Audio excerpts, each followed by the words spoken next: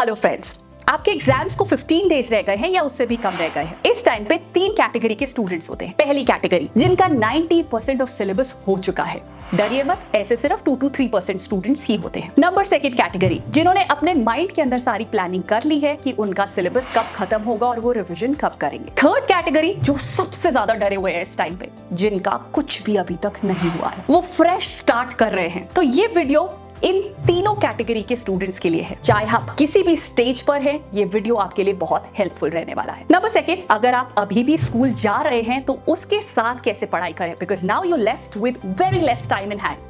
तो इस टाइम पे आपके लिए राइट स्ट्रैटेजी पता होना बहुत इंपॉर्टेंट है। सबसे बड़ी मिस्टेक जो हम इस टाइम पे करते हैं is either we over plan. Number second, हम अपनी सारी प्लानिंग माइंड में करते हैं। नंबर थर्ड, हम पढ़ते जाते हैं बट रिवीजन के लिए टाइम नहीं देते हैं। इस वीडियो के अंदर मैं आपके इन 3 मिस्टेक्स को खत्म करना चाहती हूँ और आपको एक परफेक्ट प्लान देना चाहती हूँ for the next 15 days so that आप अपनी पढ़ाई एफिशिएंटली करें and you score well in your exams. No matter अभी आपने पढ़ाई करना स्टार्ट किया है या नहीं, right? So let's quickly begin.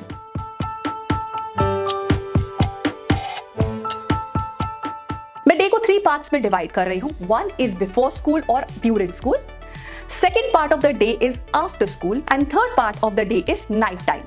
All right, 1, 2 and 3. First part of the day which is before school, इसमें भी मैं आपको कोई एक्टिविटी देने वाली हूँ, and that is जो आपने एक दिन पहले पढ़ाई किया है उसको आपको एक्टिवली रिकॉल करना है।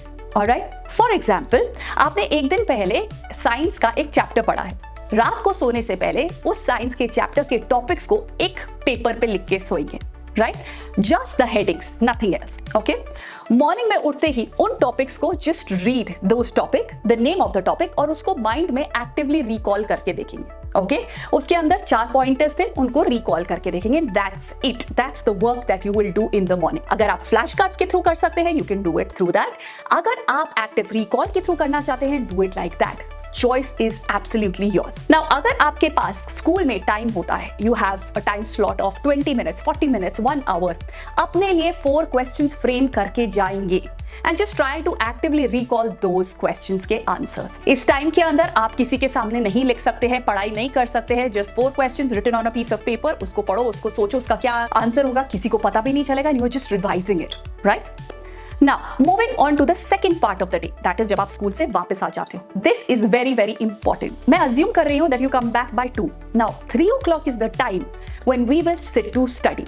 3 to 5 होगा हमारा पहला स्टडी सेशन। इस पहले स्टडी सेशन के अंदर हम 1 शॉर्ट वीडियो देखेंगे। ये 1 शॉर्ट वीडियो आप किसी की भी पिक कर सकते हैं। आपको बहुत अच्छा लगता है उनका पढ़ाने का तरीका, just pick that up. Alright, and try and understand that. Now, while you are doing that, try to make short notes along with this. ऐसा इसलिए ताकि आप important चीजों को साथ में लिखते जाए and grasp करते जाए। अगर ये वीडियो 1 to 1.5 आवर का है तो इस टाइम पीरियड में आपका ये चैप्टर फिनिश हो जाएगा। 5 to 6 होगा हमारा ब्रेक टाइम, जिसके अंदर you can just stroll, go out in nature, do whatever you want, okay? But no screen time, please. 5 to 6 हमारा फ्री टाइम होगा। Now coming back to 6 PM. 6 to 7 is the time जो हमने पढ़ा है उसको अब हम रिवाइज करेंगे। It's like whatever you've done उसको सील करना है अपने माइंड के अंदर, एंड सील करने के लिए what is important and that is revision. अगर आपने कुछ पढ़ा है और उसे सील करना भूल गए तो वो लीक हो जाएगा, right?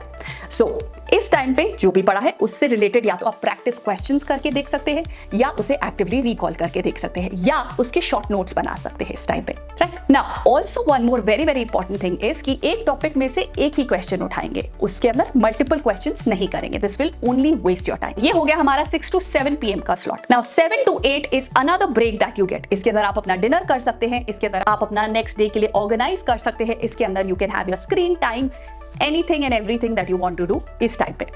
Now 8 o'clock is the time when I want you back on your study table. Now 8 PM to 9 PM is this 1 hour. इसके अंदर या तो आप दूसरा सब्जेक्ट उठा के देख सकते हैं, या तो आप क्विज कर सकते हैं, और any other way of testing yourself, right?